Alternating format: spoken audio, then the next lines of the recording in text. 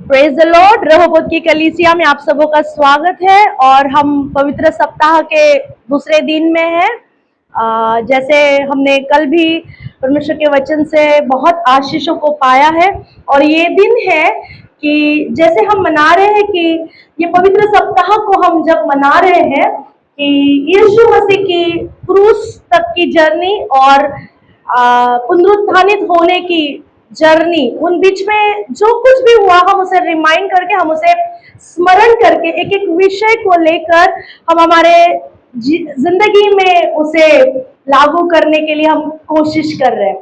Hallelujah. परमेश्वर के नाम को मैं बड़ा धन्यवाद देती हूँ और परमेश्वर हमारी अगुवाई करे। आइए हम दुआ करते हैं। स्तुति धन्यवाद प्यारे पिता प्रभु यीशु के नाम से हम आपके चरणों में आते राजा। खुदा बाप, आपके घर में आप मौजूद है राजा। हम धन्यवादित है प्रभु जी। खुदा, जैसे आपका कलाम कहता है प्रभु, जहाँ 2 या 3 मेरे नाम से इकट्ठा होते हैं वहां पर मैं मौजूद हूँ। खुदा, आपकी उपस्थिति के लिए हम धन्यवादित है प्रभु। खुदा, आप यहाँ पर मौजूद है और आप हमें देख रहे हो प्रभु, आप हमें सुन रहे हो प्रभु जी। आपकी नजर हम पर से हटी नहीं, इसलिए धन्यवाद खुदा। दिन भर में प्रभु आपने हमें चलाया प्रभु जी। खुदा बाप प्रभु, आपके अनुग्रह में, आपकी उपस्थिति में आपने हमें चलाया है प्रभु। अब जब प्रभु आपके वचन से हम मनन कर रहे हैं प्रभु जी, खुदा बाप आपका वचन हमारे लिए मार्गदर्शक है प्रभु। खुदा, आप आज इस समय प्रभु जी आप हमसे बातें करें प्रभु जी, आप हमसे मुलाकात करें राजा। खुदा बाप, पवित्र आत्मा, आगे का सारा समय आपके हाथों में सौंपते हैं। यहाँ पर उपस्थित हर एक से और ऑनलाइन सुनने वाले हर एक व्यक्ति पर प्रभु यही सेम ब्लेसिंग, यही सेम अनुग्रह बना रहे प्रभु जी। खुदा, मुझे इस्तेमाल कर प्रभु, एक चोखे यंत्र के समान प्रभु मुझे इस्तेमाल कर प्रभु जी। खुदा, और आपकी महिमा मेरे जरिए होने देना, यीशु के जिंदा नाम में मांगते हैं, आमीन। हालेलुया। जैसे कि कल हमने देखा कि यीशु मसीह जब यरूशलेम के मंदिर में गए तो उन्होंने वहां की वो सारी अवस्था को देखकर उन्होंने वहां पर जो चीजें चल रही थी उसके प्रति एक डिवाइन एंगर उन्होंने दिखाकर वहां से सारे लोगों को वो सारी चीजों को हटा दिया, ताकि परमेश्वर का भवन ही कहलाए, परमेश्वर का भवन प्रार्थना का घर कहलाए। तो उसे आगे जब हम जाते, उसी अध्याय में जब हम आगे जाते हैं, मत्ती रचित सुसमाचार उसका 21 अध्याय और उसका 18 से 22 वचन, यहाँ पर वचन कुछ ऐसा कहता है, फल रहित अंजीर का पेड़। तो आज हमारे पास यही विषय है कि आज का विषय है दिखावटी नहीं लेकिन फलदायी बने। दिखावटी नहीं वरन फलदायी बने। यहाँ पर सब इस कहानी को जानते हैं कि यीशु मसीह उस नगर से लौट रहा था। हम पढ़ेंगे, आइए मेरे साथ पढ़िए, धीरे धीरे से हम पढ़ेंगे और आगे जाएंगे वचनों में। मत्ती रचित सुसमाचार उसका 21 अध्याय और उसका 18 से हम आगे पढ़ते हैं।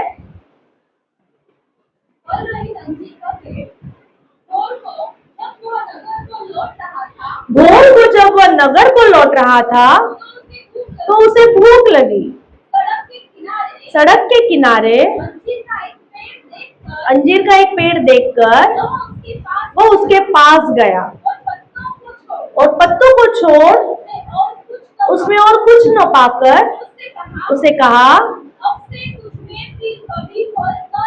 अब से तुझ में फिर कभी फल न लगे। और अंजीर का पेड़ तुरंत सूख गया। यह देखकर चेलों को अचंभा हुआ और उन्होंने कहा, यह अंजीर का पेड़ तुरंत कैसे सूख गया? यीशु ने उनको उत्तर दिया, मैं तुमसे सच कहता हूँ, यदि तुम विश्वास रखो और संदेह न करो तो न केवल यह करोगे जो इस अंजीर के पेड़ से किया गया है, परंतु यदि इस पहाड़ से भी कहोगे उखड़ जा और समुद्र में जा पड़, तो यह हो जाएगा। और जो कुछ तुम प्रार्थना में विश्वास से मांगोगे वह सब तुमको मिलेगा। Hallelujah, praise the Lord. पढ़े गए वचन पर परमेश्वर आशीष करे। और यहाँ पर हम जब देख रहे हैं, अभी हमने पढ़ा कि यीशु मसीह सवेरे के समय में उस नगर से लौट रहे थे और उन्हें भूख लगी। और उन्हें भूख लगी इसलिए वो वहां पर रास्ते के किनारे जो अंजीर का पेड़ था उसके करीब आए, यह सोचकर कि उसके पास कुछ फल होंगे। लेकिन उसे वहां पर कहता है कि उसे पत्तों के सिवा उसे वहां पर कुछ भी नजर नहीं आया। हम सब इस वचन को जानते हैं कि फल रहना कितना जरूरी है हमारे लाइफ में, हमारे जीवन में फलदायी होना ये कितना जरूरी है। लेकिन कई बार हमारे जीवन में हम कई बार दिखावटी हो जाते हैं। हम बस दिखते हैं प्रार्थना करते समय, हम दिखते हैं, हम बाइबल पढ़ते समय दिखते हैं। और कई बार लोग हमें ऐसा देखकर लोग सोचते हैं कि वाह, कितने धार्मिक लोग हैं, कितने आशीषित लोग हैं, और इनके जैसा तो प्रार्थना का जीवन किसी का भी नहीं है। फिर कितनी वो बहन कितने उपवास करती है, पता है जब भी पूछो उपवास में होती है, अरे हम तो नहीं कर पाते।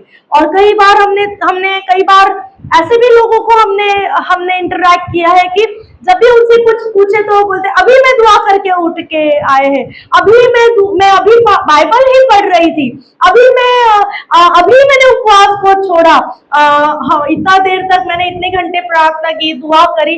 ये सब अपनी जगह पर सही है, मैं ये नहीं कह रही हूँ कि ये गलत है। लेकिन जब हम दिखावटी हो जाते हैं, जब हम मनुष्यों को दिखाने के लिए जब हम कुछ चीजों को करते हैं, जब हम किसी चीज का दिखावा करते हैं कि देखो हम कितने धार्मिक हैं, हम एवरी संडे चर्च जाते हैं, हम हर जगह पे जहां पर प्रभु की सेवा होती है हम वहां पर चले जाते हैं, हम जो भी काम कर रहे हैं देखो मैंने ये किया, देखो मैंने ऐसा किया, देखो मैंने वो किया था, कोई नहीं था वहां पर मैंने ऐसा किया। जब हम दिखाना चाहते हैं तब परमेश्वर का वचन कहता है, जैसे हमने अभी सुना, कि इससे मनुष्य तो प्रसन्न हो सकते हैं लेकिन खुदा इससे प्रसन्न नहीं होता। जब हम यहाँ पर देख रहे हैं कि यीशु मसीह अंजीर के पेड़ के पास गए और देख रहे हैं कि पेड़ बहुत सदाबहार है, पेड़ पर बहुत सारे हरे पत्ते हैं, और वो देखकर उन्हें लगा कि वहां पर फल होंगे, लेकिन वहां पर कोई फल नहीं था।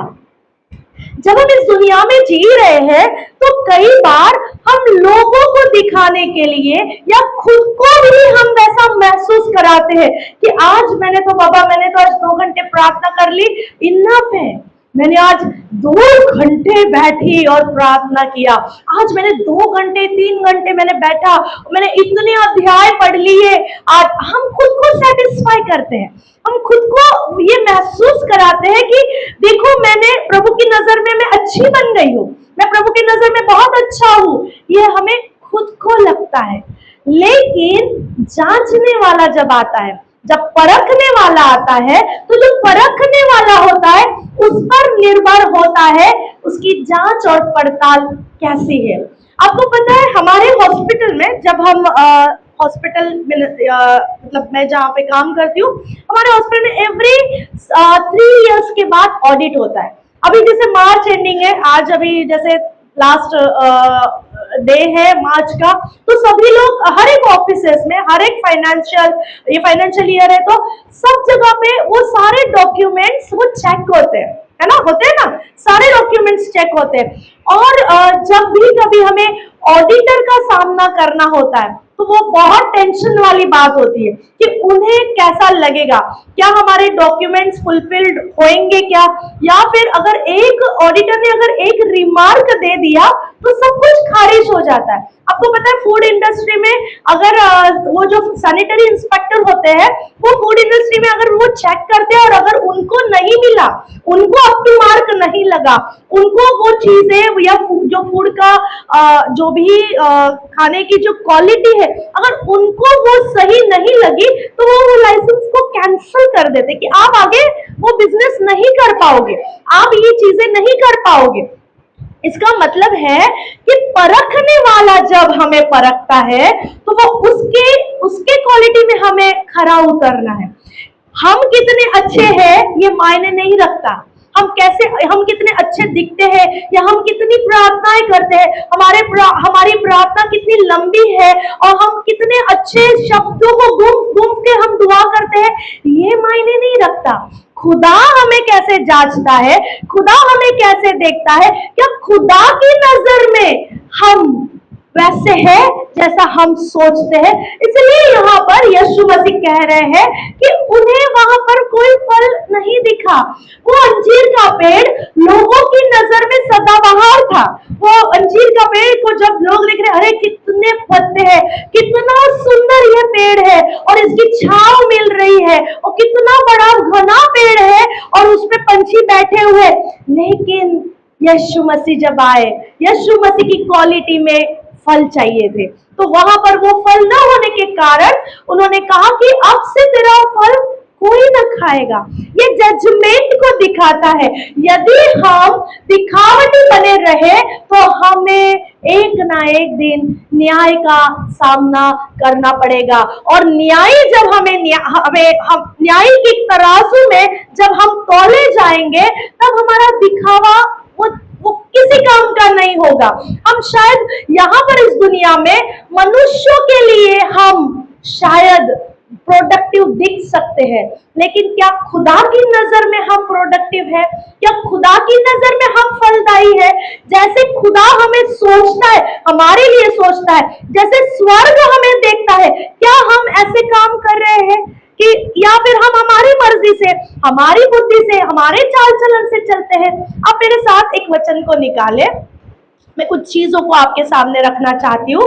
प्रकाशित वाक्य उसका 3 अध्याय और उसका 2 वचन कहता है, पहले ही वचन में लिखा हुआ, ये सरदीस की कलीसिया को परमेश्वर का वचन आ रहा है और सरदीस की कलीसिया को कह रहा है कि वह यह कहता है कि मैं तेरे कामों को जानता हूं, तू जीवित तो कहलाता है पर है मरा हुआ।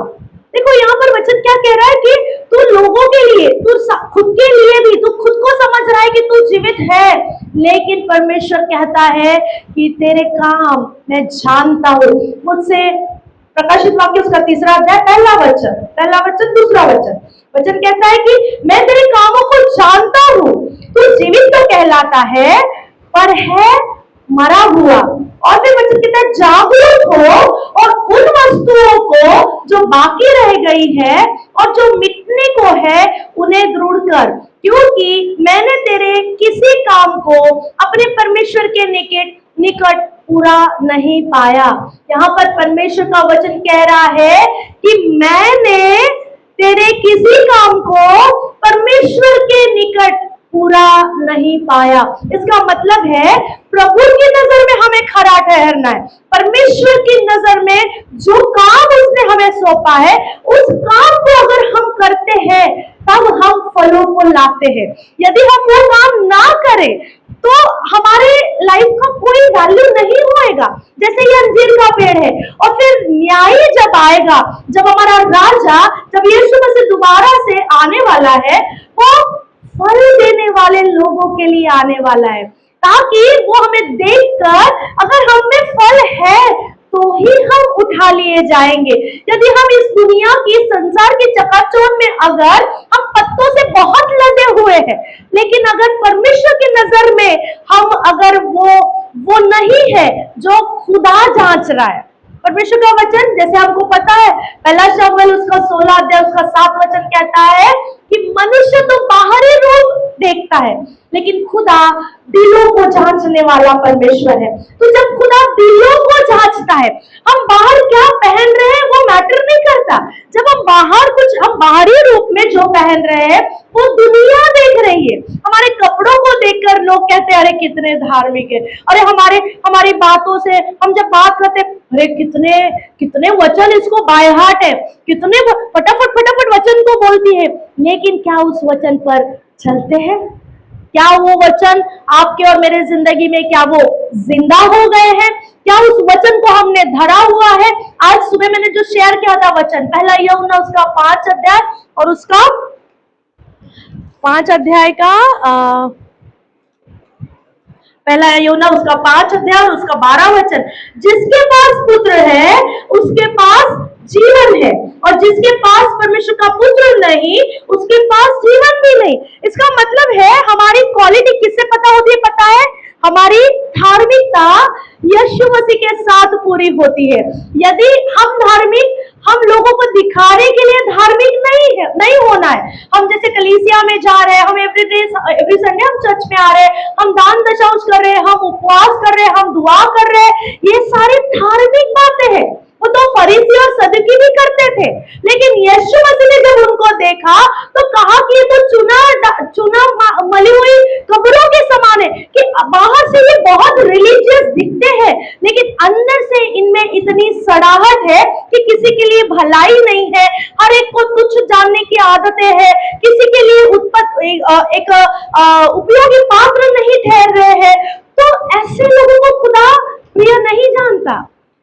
आज के जमाने में, आज के टाइम में ये रिलीजियस स्पिरिट लोगों को जकड़े हुए हैं कि ऐसे उठो, ऐसे बैठो, ऐसे दुआ करो, ऐसे हाथ उठाओ, ऐसा करो, सर पे ले लो, ये कर लो, वो कर लो। ये बहुत सारी चीजें ये मानो एक ट्रेडिशन के समान है। हाँ, ये कुछ हद तक ठीक भी है कि जो हम सीखते आए हैं, हम जैसे जैसे हम अपब्रिंगिंग हमारा हुआ है हम वैसे करें, ठीक है, लेकिन क्या मन की खराई है? क्या मन की सच्चाई है कि अगर हम परमेश्वर जब हमें जांचता है तो क्या हम उस तराजू में खरे ठहरते हैं? क्या ये इंपॉर्टेंट है। हम मनुष्यों के लिए दिखावटी नहीं बनना है। इस दुनिया में, इस समय में, जैसे हम वो प्रकाशित वाक्य उसका 3 अध्याय और उसका 3 वचन कहता है, यदि तू जागरूक न रहेगा तो मैं चोर के समान आ जाऊंगा और तू कदापि न जान सकेगा कि मैं किस घड़ी तुझ पर आ पड़ूंगा। यहाँ पर अंजीर के पेड़ के साथ यही हुआ है प्रियो। यीशु मसीह अचानक आए हैं, जब वहां पर उसका हंगाम नहीं था, उसका वो समय नहीं था फलों का, लेकिन यीशु मसीह वहां पर आकर देख रहे हैं क्या उस अंजीर के पेड़ में फल लगे हैं।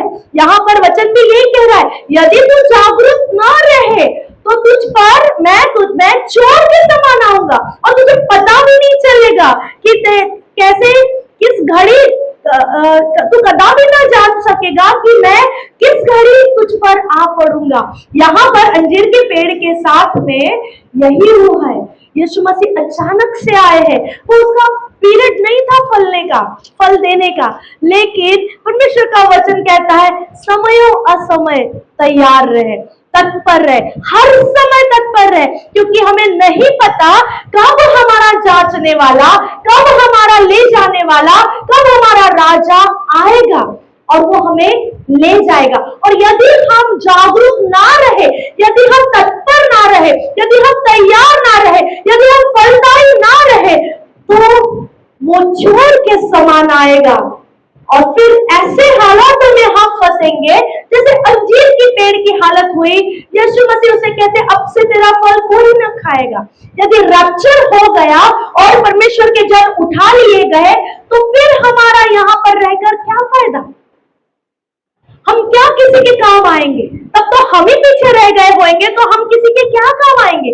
तब तो कोई कृपा भी, कोई अनुग्रह यहाँ पर काम नहीं करेगा, कोई भी दुआ काम नहीं करेगी, कुछ भी काम नहीं होएगा। हम कितनी भी आवाज लगाए, खुदा तू कहाँ है, खुदा तू कहाँ है, अरे अनुग्रह तो उठा लिया, चला गया, अब आपकी आवाज कौन सुनेगा?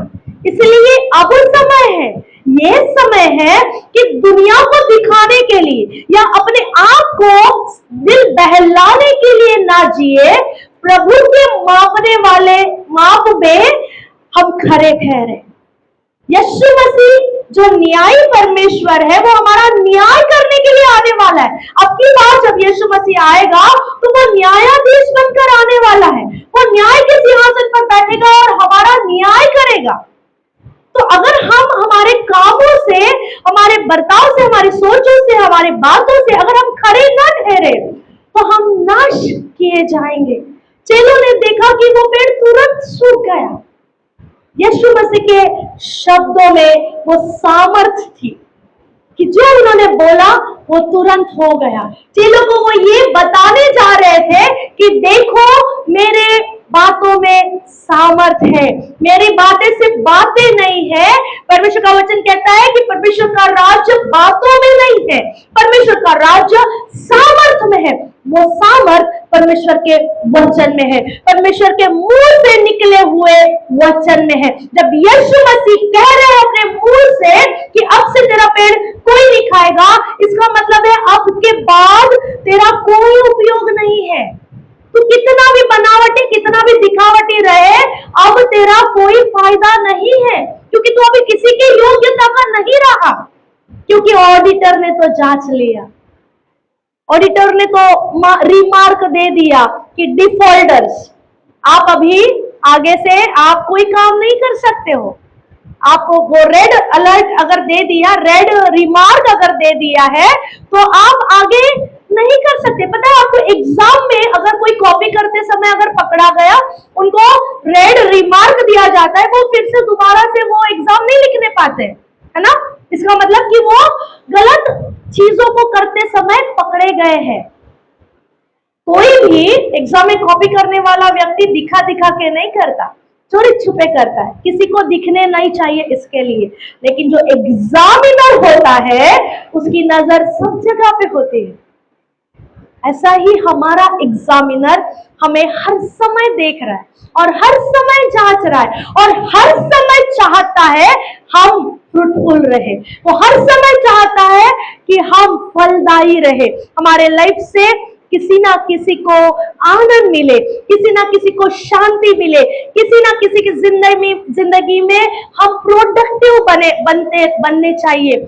जो स्वर्ग की डिमांड है हमारे लाइफ के लिए, हमें ऐसा बनना है। तो अब आज मैं आपको क्या कहना चाह रही हूँ कि जो दिखावे का भेष कई बार हम हमारे साथ में हमारे ऊपर लगाते हैं, कई बार मुखौटे लगाते हैं कि हम कितने अच्छे हैं, हम कितने भले हैं, हम कितने अच्छे, शायद हम कितने अच्छे प्रचार करते हैं, हम कितनी लंबी लंबी प्रार्थनाएं करते हैं, हम कितने उपवास करते हैं, लेकिन क्या आपका और मेरा रिश्ता परमेश्वर के साथ में उतना क्लोज है?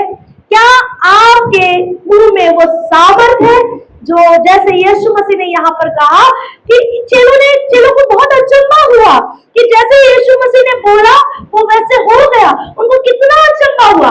फिर परमेश्वर कहते हैं, यीशु मसीह उनको ये सिखाने जा रहे हैं। यहाँ पर एक बड़ी बात, हम जब अभी ये पवित्र सप्ताह में है, यीशु मसीह चेलों को ये दिखाना चाह रहे कि देखो मेरे मुंह में सामर्थ होते हुए भी मैंने उस सामर्थ का वहां पर इस्तेमाल नहीं किया जहां मैं कर सकता था।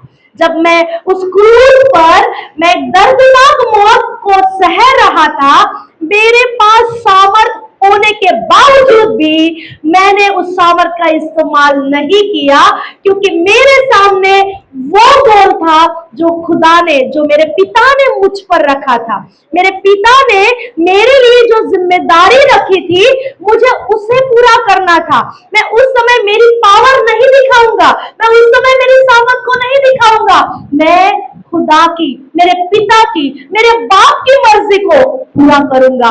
भले चाहे फिर मुझे दुख से जाना पड़े, भले चाहे मुझे वो तकलीफ सहन करनी पड़े, क्योंकि यीशु मसीह जानते थे उनके जीवन का उद्देश्य दुख सहना ही था। उनके लाइफ का, उनका इस दुनिया में आना, ये इस दुनिया के लिए, इस मानव जाति के, सारी जगत की मानव जाति के लिए दुख सहना, दुखदाई मौत सहना, ये उनके लाइफ का उद्देश्य था। इसलिए जब वो गेत्सेमनी बगीचे में थे तो कहते हैं कि क्या ये कटोरा हो सके तो ये कटोरा मुझसे आप दूर करें, लेकिन फिर भी खुदा मेरी नहीं तो आपकी मर्जी पूरी हुए। तो यीशु मसीह ये बताना चाह रहे, चेलों को ये बात समझाने जा रहे हैं कि देखो मेरे मुंह में इतना सामर्थ होने के बावजूद भी मैंने, अगर मैं आज नहीं इस अंजीर के पेड़ को कह रहा हूं कि अब से तेरा फल कोई नहीं खाएगा, तो वो पेड़ तुरंत सूख गया, तो क्या यीशु मसीह अपने बचाव के लिए उस पावर का इस्तेमाल नहीं कर सकते थे? लेकिन उन्होंने वैसा नहीं किया। उन्होंने पिता की मर्जी को पूरा किया कि स्वर्ग ने उन पर जो उद्देश्य रखा था उस उद्देश्य को पूरा किया, इसलिए वो फलदायी बने, वो फ्रूटफुल बने। आज हम भी यीशु मसीह के लाइफ से हम क्या सीख रहे हैं? पिता की मर्जी को पूरा करना। हम कितने धार्मिक है ये हम या दुनिया नहीं बताएगी। हम कितने धार्मिक है ये केवल और केवल यीशु मसीह ही तय कर सकते हैं। वही न्याय कर सकते हैं कि कौन कितना धार्मिक है। ना ही मैं किसी का न्याय कर सकती हूँ, ना ही आप मेरा न्याय कर सकते हैं, ना ही दुनिया मिलकर किसी का न्याय कर सकती है। केवल और केवल न्याय करने का अधिकार ये सिर्फ यीशु मसीह का है।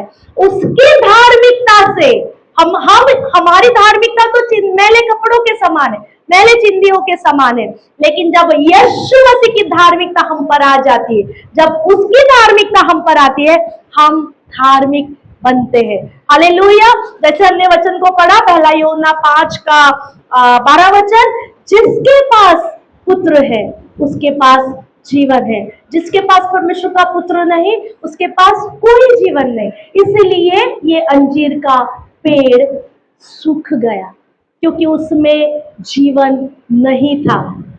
जब यीशु मसीह आकर पता है क्या जांच रहे थे? क्या उसमें जीवन है?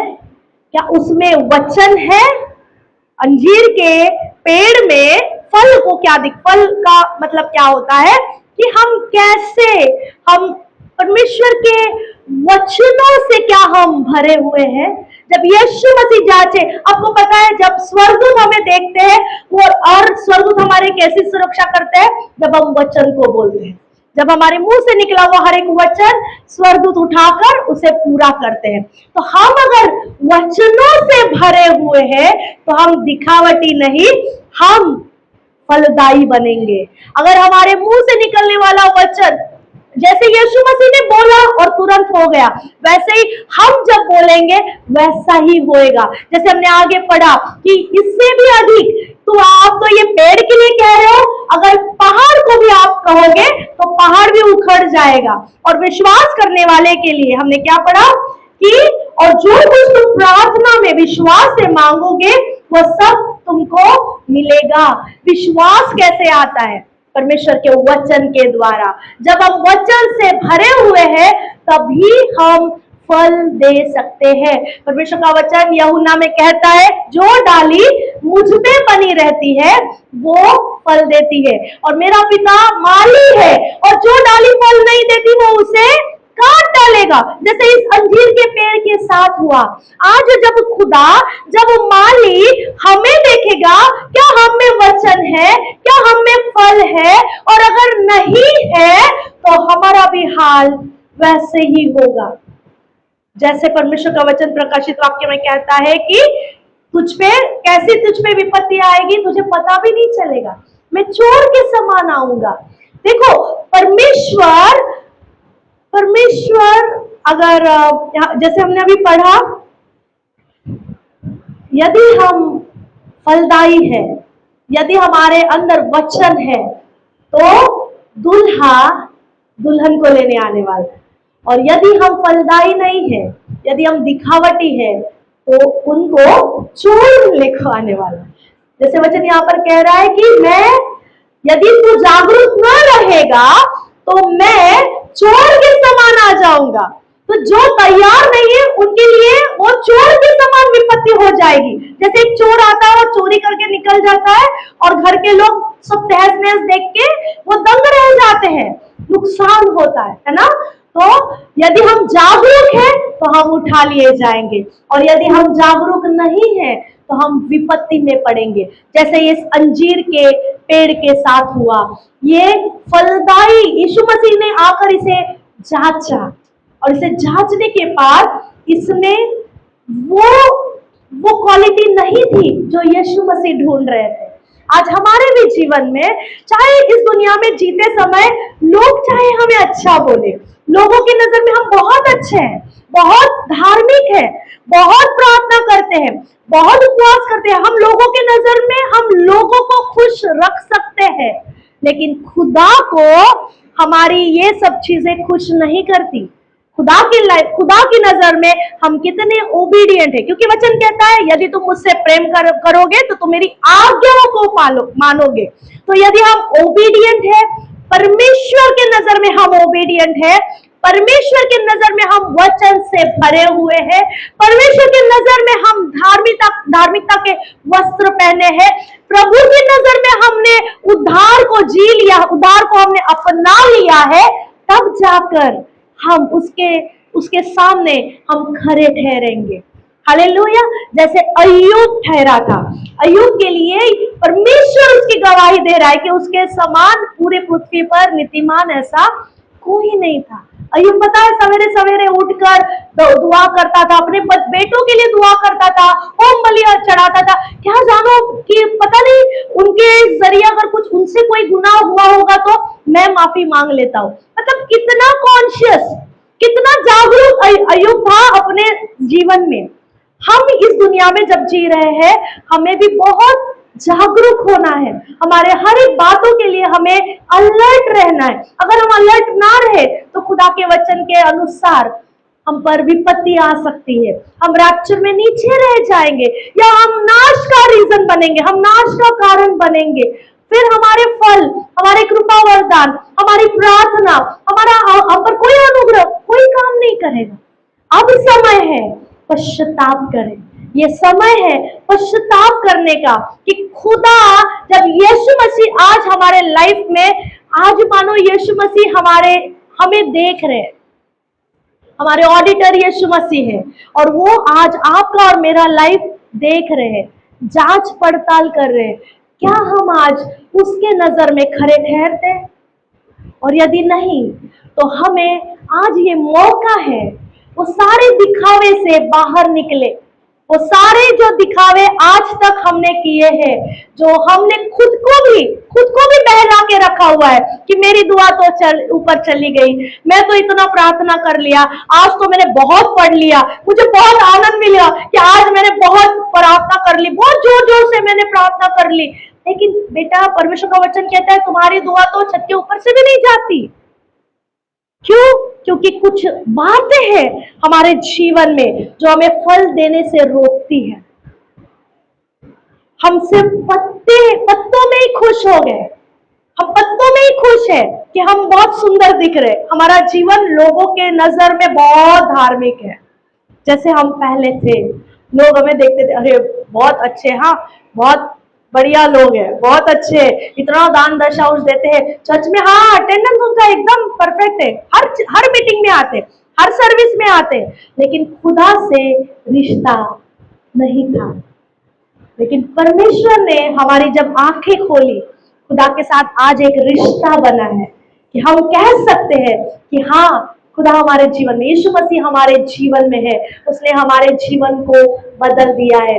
हमारा हंगाम आ रहा है, हमारा सीजन आ रहा है, हम फल देने जा रहे हैं, हम उस पेड़ के समान है, हम इस अंजीर के पेड़ के समान नहीं कि जो सिर्फ पत्तों से भरा हुआ है।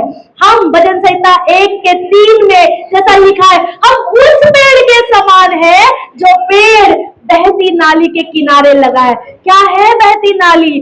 बहती नाली ये है, परमेश्वर का वचन है।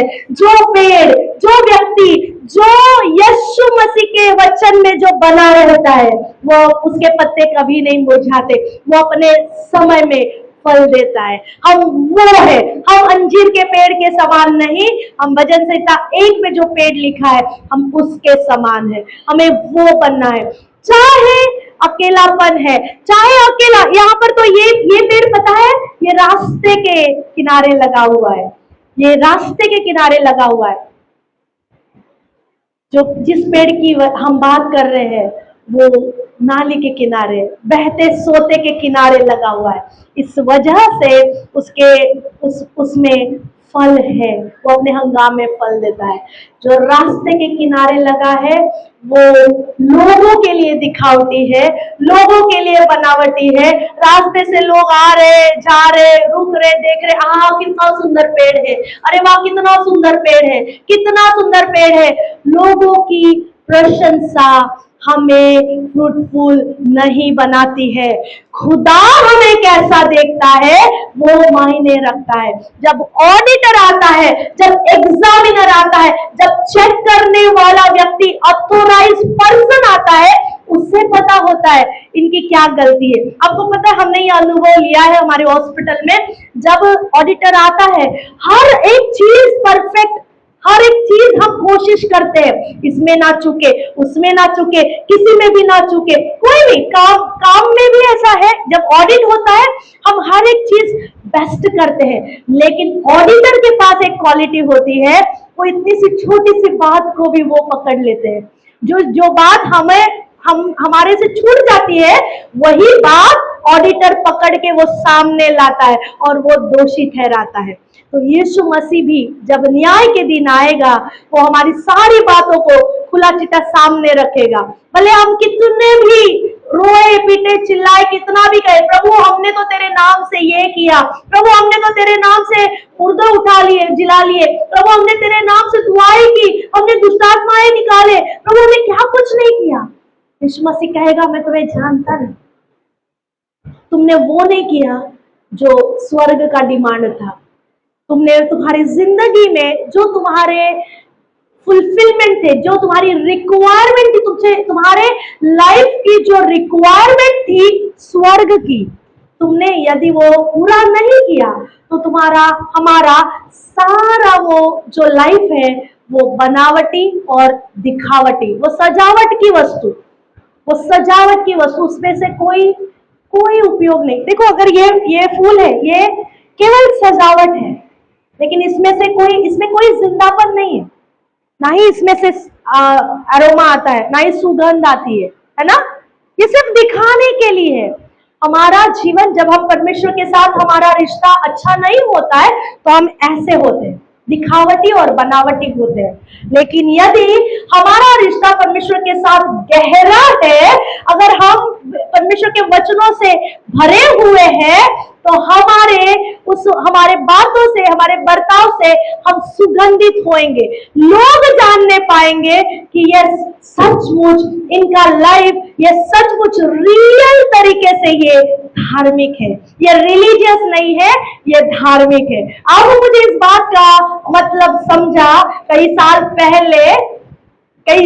पहले जब मुझे बोला गया था कि तुम तो बस रिलीजियस हो, आत्मिक कब बनोगी, स्पिरिचुअल कब बनोगी, तब मुझे बहुत बुरा लगा था। इसका क्या मतलब है, मैं तो सब करती हूँ, मैं तो प्रार्थना में जाती हूँ, मैं दुआ करती हूँ, मैं बाइबल पढ़ती हूँ, मैं उपवास करती हूँ, मैं दान दशांश करती हूँ, तो कैसे, इसका क्या मतलब होता है कि मेरे को सिर्फ धार्मिक बोला जा रहा है और आत्मिक नहीं है। लेकिन आज जब समझती हूँ कि खुदा से जब हम जुड़ जाते हैं, तब जाकर यीशु मसीह के साथ चलना, यह आत्मिकता है। वही फल देने का रियल हमारे लाइफ का उद्देश्य यही है कि हम आत्मिक बने। वही हमारी आत्मिक सेवा, जो रोमियो 12:2 कहता है कि हमारी आत्मिक सेवा क्या है, हमारे शरीर को हम जिंदा परमेश्वर के सामने बलिदान करें। तो आज हमने जो सीखा है कि दिखावटी ना बने, फलदायी बने, लोगों को दिखाने के लिए कुछ चीजें ना करें। हमारी प्रार्थना, हमारा आत्मिक जीवन, ये लोगों को शो करने के लिए नहीं है, खुदावन को प्रसन्न करने के लिए है। स्वर्ग को, पिता को, प्रभु यीशु मसीह को, पवित्र आत्मा को पसंद आने वाले हम होने चाहिए। आज यदि हमारे जीवन में कोई ऐसी बातें हैं कि कई बार हम बहुत अच्छा दिखने की या दिखाने की कोशिश करते हैं, जो हम है नहीं, लेकिन हम दिखाते हैं कि हाँ मैं बहुत अच्छी हूँ, मैं बहुत रिलीजियस, बहुत अच्छा मेरा प्रार्थना जीवन, हाँ मेरा बहुत अच्छा है, हम दिखाते हैं लेकिन हम होते नहीं है। लेकिन आज से परमेश्वर के साथ में अपना रिश्ता गहरा करें, परमेश्वर के उपस्थिति के लिए खोजते रहे, भूखे प्यासे हो जाए परमेश्वर के वचन के लिए, उसकी प्रेजेंस के लिए भूखे प्यासे हो जाए, ताकि जब वो आए तब वो हमें खरा पाए, जब वो हमें मिलने आए तब हम वैसे नजर आए जैसे वो हमें चाहता है।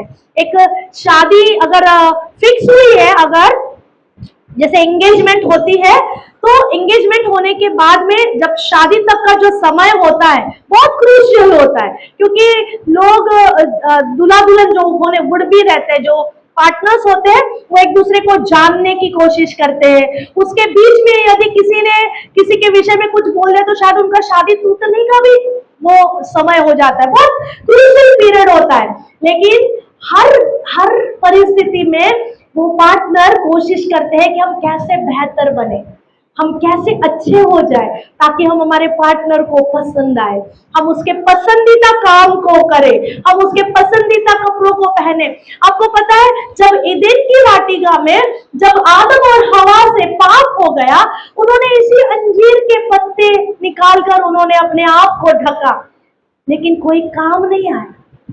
जब उन्होंने अपने आप को इस अंजीर के पत्तों से जब ढकने की कोशिश करी तो वो काम नहीं आया, वो परमेश्वर के सामने तब भी नंगे नजर आए, है ना। तो जब खुदा ने बलिदान किया, खुदा ने एक मेमने को बलिदान कर कर उन्हें चमड़े के वस्त्र पहनाए, वो उनके लिए धार्मिकता के वस्त्र गिने गए। जैसे यीशु मसीह ने हमारे लिए वो मेमना बना, और उसके कोड़े खाने से, उसके लहू बहाने से हम धार्मिक हो गए। हम हमारे दिखावे से, हमारी बातों से, या हमारी प्रार्थनाओं से, या हमारे किसी कुछ परमेश्वर के राज्य में करने से हम धार्मिक नहीं होते। हम धार्मिक तब होते हैं जब हम यीशु मसीह की बातों को अपनाते हैं, उसके वायदों को अपनाते हैं, उसके आज्ञाओं को मानते हैं, उसके लिए जैसा वो पवित्र है वैसे पवित्रताई का जीवन जीते हैं, तब हम उसके लिए प्रोडक्टिव और फलदायी बनते हैं। तो आज प्रियो, मैं आपको यही कहना चाहती हूँ, अपने आप को जांचें, और अगर हमारे लाइफ में कुछ बनावटी या दिखावा है तो आज उससे परे हो जाए, और रियल लाइफ हम जैसे हैं, जिस हालात में है, यीशु मसीह को अपने आप को समर्पित करें कि खुदा आज उस अंजीर के पेड़, वो अंजीर का पेड़ मैं हूं, और खुदा आप जब मुझसे मुलाकात करने आए हैं तो प्रभु, यदि मैं सिर्फ पत्तों से लदी हूं, सिर्फ पत्ते अगर मेरे दिख रहे हैं, तो खुदा मुझे वैसा नहीं, मुझे मौका दीजिए कि मैं आपके लिए फल दे सकूं। प्रभु मुझे मौका दीजिए कि खुदा मैं आप में बनी रहूं, मेरी डाली आपके साथ बनी रहे, ताकि प्रभु मैं आपके लिए फल दूं। प्रभु मुझे मेरा जीवन प्रभु अब से लेकर हमेशा तक, जब तक आप नहीं आते तब तक खुदा, और जब तक मेरी सांसें हैं तब तक मेरा जीवन आपके लिए फलदायी बने। मैं लोगों के लिए या खुद के लिए दिखावा या बनावटी ना बनूं, मैं शोकेस का सामान ना बनूं खुदा, लेकिन प्रभु मैं आपके लिए रियल बन जाऊं, मैं जिंदा बन जाऊं। मैं अपने आप को प्रभु आपके हाथों में सौंपता हूं, मैं अपने आप को आपके हाथों में सौंपती हूँ खुदा। प्रभु जी मुझे वो मौका दे ताकि मैं आपके लिए फल ले आऊं। प्रभु खुदा आज आप ऐसा कर रहे हो, इसलिए धन्यवाद। प्रभु जी हम पश्चाताप करते हैं प्रभु हमारी बातों से, सोचों से। कई बार हमने बहुत अपने आप को एग्जैजरेट करके कुछ अच्छा, हम बहुत अच्छे हैं, हम बहुत बेहतर है करके हमने शायद दिखाया होगा, लेकिन वो आपकी तराजू में हम खाली हो गए, आपके तराजू में हम हल्के ठहर गए। खुदा प्रभु आपने हमें ये मौका हमारे जिंदगी में दिया कि हम पश्चाताप कर सके, आपकी नजर में सही ठहर सके और आपके लिए फल लाने वाले हो सके। प्रभु इसलिए हम धन्यवाद दे खुदा। आज का वचन प्रभु आपने आशीषित किया, धन्यवाद प्रभु। सुनने वाले सबों को अनुग्रह देना राजा, ताकि वो अपनी जिंदगियों में फल लाने वाले हो सके। यहाँ पर उपस्थित हर एक व्यक्ति को आप फ्रूटफुल बनाए प्रभु जी। खुदा बाप प्रभु आपने ऐसे किया, इसलिए धन्यवाद। वचन प्रभु सुनाने के लिए, वचन मनन करने के लिए आपने अगुवाई करी, इसलिए धन्यवाद पिता। प्रभु यीशु मसीह के जिंदा नाम में, प्रभु यीशु मसीह के पुनरुत्थानित नाम में मांगते हैं, आमीन आमीन। परमेश्वर आपको आशीषित करे।